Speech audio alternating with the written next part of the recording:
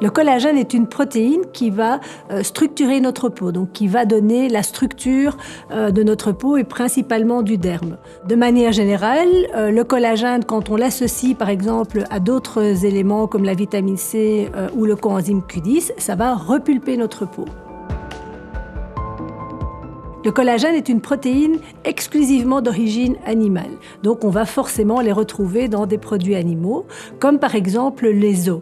Donc quand on fait un bouillon d'eau, on va en fait avoir une alimentation qui est riche en collagène parce que la cuisson lente de ces os va extraire certains acides aminés comme la glycine, la proline ou la lysine qui vont en fait soutenir la synthèse de collagène. On va également retrouver du collagène dans des produits d'origine marine comme la peau des poissons, les arêtes de poissons ou les carapaces de crustacés. Bien entendu, ceci ne se mange pas, mais on peut également faire des bouillons pour en extraire le collagène. On va en retrouver également dans la peau de poulet ou dans la cuisse des poulets. Et puis, on a certains aliments qui vont soutenir la synthèse de collagène, comme par exemple la vitamine C ou le coenzyme Q10 ou le zinc. Et donc ça, on va pouvoir le retrouver dans des aliments type légumineuses. Le collagène végétal, à proprement parler, n'existe pas. C'est une protéine exclusivement animale. Mais comme je viens de le dire, certains nutriments végétaux ou certains aliments végétaux vont contenir des nutriments qui vont soutenir la synthèse de notre propre collagène. Donc c'est un effet indirect. Comme je vous l'ai dit, les légumineuses ou les algues peuvent contenir des nutriments, acides aminés, vitamines, etc., qui soutiennent la synthèse de notre propre collagène. Donc quand on parle de collagène végétal, c'est erroné ou en tout cas un effet marketing. Il y a de nombreux types de collagène. Il faut savoir qu'il y a plus de 28 types de collagène différents. Et donc ces collagènes, ces protéines, en fait, vont à chaque fois avoir le même rôle structurel, c'est-à-dire que ça va donner une structure à certains tissus. Donc j'ai parlé de la peau, mais on a aussi le tissu osseux, on a le tissu cartilagineux. On a aussi une fonction de soutien de nos organes, puisque autour de chacun de nos organes, il y a une membrane qui va être faite notamment de collagène. Il y a deux types particuliers de collagène qui sont intéressants, c'est le type 1 et le type 2. Le type 1 est celui qu'on va retrouver notamment au niveau de la peau. Donc c'est vraiment le collagène qui va soutenir la structure de notre peau, le fait que notre peau ait vraiment bel aspect. Et le collagène de type 2 qui lui va se retrouver plus dans les cartilages. Et donc c'est le collagène dont on a besoin pour entretenir nos articulations. Il faut savoir que notre métabolisme de base ralentit avec l'âge, et donc notamment le métabolisme des protéines. Comme le collagène est une protéine, eh bien à partir de 30-35 ans, la synthèse de collagène va en fait diminuer, va ralentir. Et donc pour soutenir notre synthèse de collagène, il faut bien entendu ingérer des aliments qui contiennent du collagène ou des nutriments qui vont favoriser la synthèse de collagène.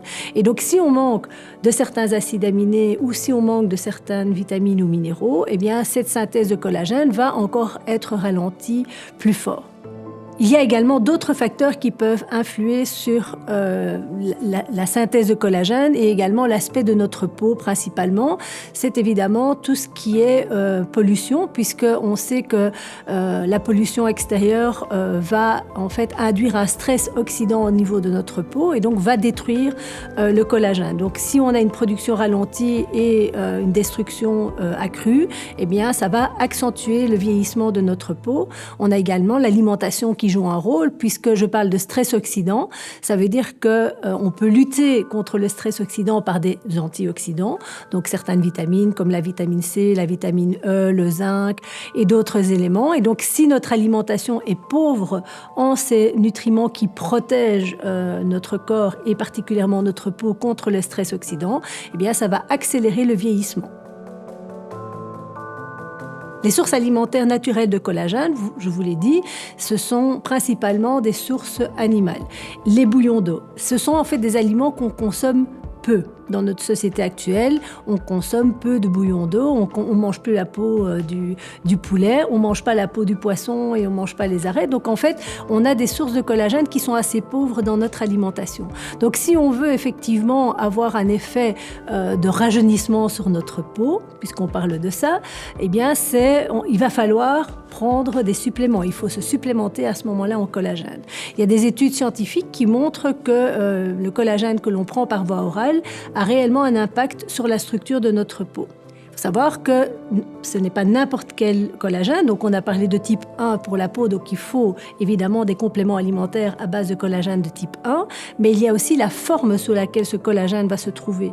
Donc, le collagène, pour être mis dans des compléments alimentaires, c'est une forme en fait qui est coupée en petits morceaux. Ce n'est pas une protéine entière, ce sont ce qu'on appelle des peptides. Et la taille de ces peptides va faire que le collagène est assimilable ou non. Et donc, dans les compléments alimentaires, tous les collagènes ne se valent pas, évidemment, donc il faut qu'il y ait une forme assimilable. Et ce qui est d'autant plus intéressant, c'est d'associer ce collagène hydrolysé, donc ces petits morceaux de collagène, avec d'autres nutriments qui vont favoriser la synthèse de notre propre collagène. Donc je vous en ai déjà parlé, il s'agit de la vitamine C, du coenzyme Q10, on a également l'acide hyaluronique qui est hyper important pour que la structure de notre peau soit optimale. Donc en fait, un complément alimentaire qui ne contient que du collagène n'est probablement pas la forme la plus optimale pour avoir une peau repulpée. Par contre, si on a du collagène qui est associé aux éléments naturels qui favorisent la synthèse propre de collagène par notre corps, eh bien à ce moment-là, on a effectivement des effets qui sont beaucoup plus importants et beaucoup plus marqués.